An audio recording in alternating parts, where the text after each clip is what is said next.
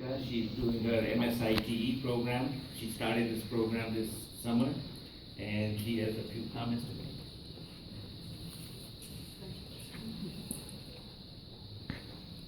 Distinguished guests, faculty, staff, and students. Wow. It has been a phenomenal 4 days.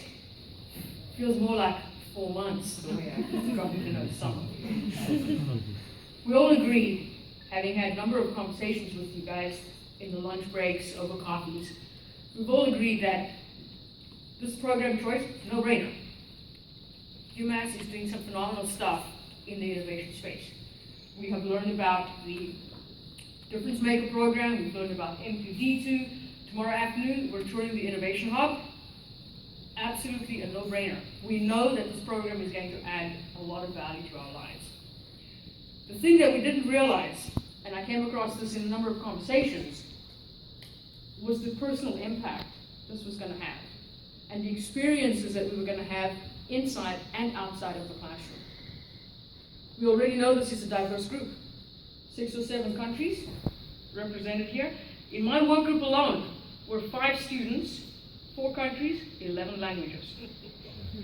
That's a little diverse. Some interesting things happened in the last couple of days as well.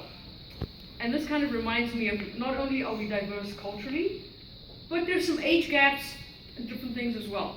I offered the other day to drive one of the students down to Target to buy a SIM card. He first accepted, and a moment or two later he turned to me and he was like, can you actually drive? And cultural difference. I was like, well, of course I can drive. What kind of a question is that? In India, most women my age don't drive. I had to point out to him that I've been driving about 10 years longer than what he's been on this planet. He seemed okay after that and gave me my car. Another experience I had yesterday evening, I had taken some students with me to a Toastmasters meeting, and one of them was called up on an impromptu speech and had to talk for 2 minutes on 1971. The same issue, 1971, she wasn't born yet.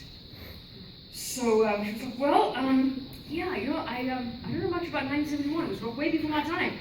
But I know that you didn't have internet, you didn't have a number of different things, and she ended with saying, you had no Instagram and no selfies? How did you survive? These are just small examples of how different we are as individuals. But our collective experience in these 2 weeks has been very similar. We all started out in the same place, on the bottom end of that knowledge spectrum in the entrepreneurial area. It can best be described as, I don't know what I don't know, but I've got a good product. Over this week, our professors and our speakers have edged us along that spectrum of knowledge. We're halfway tomorrow. We're now at the point where we can say, you know, I know what I don't know. I don't know anything about marketing. I know very little about finance. Business plans scare me to death, but I still have a great product. By the end of next week, our professors will have molded us to a point where we will still be saying, I know what I don't know.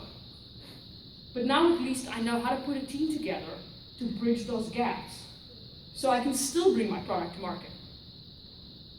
At the end of the day, UMass Lowell has been, for this last week, and will be for the next week, an incredible experience. Part of it, thanks to these people that have come before, that have created this environment for us to learn and experiment and exchange ideas. No matter what we take out of this class, by the end of next week, one thing is sure.